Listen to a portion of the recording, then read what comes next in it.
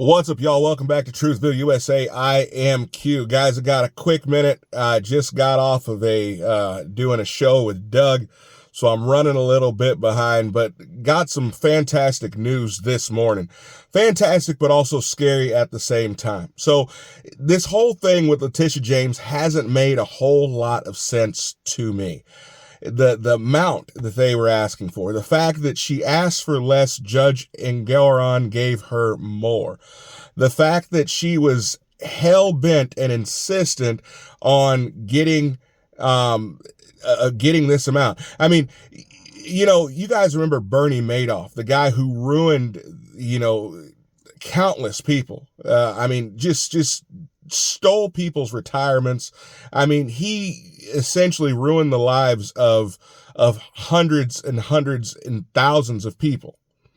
But he only had a $10 million bail. So you mean to tell me that Trump is 40 times, 50 times worse than Bernie Madoff? Bernie Madoff actually had victims. Trump did not. It just didn't make sense to me. And then today, this morning, Trump explained everything, and it all made perfect sense. So when they decided to do this, he had to produce an income statement, information about his personal finances, his business finances, but also he had to produce information about his political PACs, about his political finances. And in his political finances, in that, he had just under $500 million that he was set to spend on his campaign.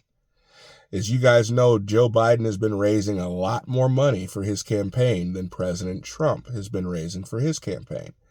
And so this was all an effort to not only disparage Trump's name. That was the ultimate goal, was to destroy his name. But if they couldn't destroy his name, at least destroy his campaign. And this is why they would not take any less. They weren't going to do him any favors. They weren't going to give him the 10 million or the 10%. They weren't going to give him the $100 million. We know that you have the money in your campaign fund, and therefore we're going to force you to spend it, so you are left with $0 in your campaign fund. That is the definition of evil, but that is also the definition of election interference. That is the very definition of using your political and your judicial power to put your thumb on the election process. But it's not going to work.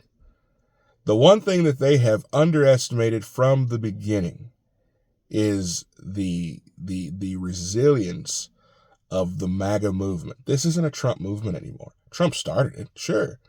This isn't a Trump movement any more than the civil rights movement was a Martin Luther King movement.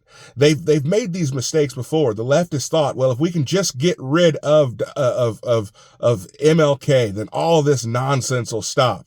It didn't. It only got stronger. It only got louder. If we could get rid of Malcolm X, all of this will go away. It didn't go away. It just got stronger. And this movement is every bit as strong as those movements. Because at the end of the day, America must stand. If America falls, where else will we go? There is no other option.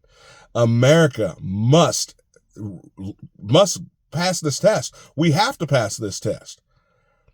And so therefore this is not going to succeed. No weapon formed against us shall prosper. And better believe this weapon is only pointed at Donald Trump for so long before it gets turned on the rest of us.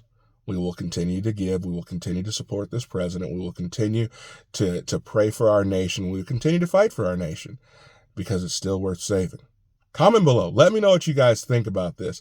It's discouraging, but it also is encouraging to see that we are still here and we're still together. Can't wait to see you guys' comments. Please support the channel. Subscribe. I'll see you next time. Bye now.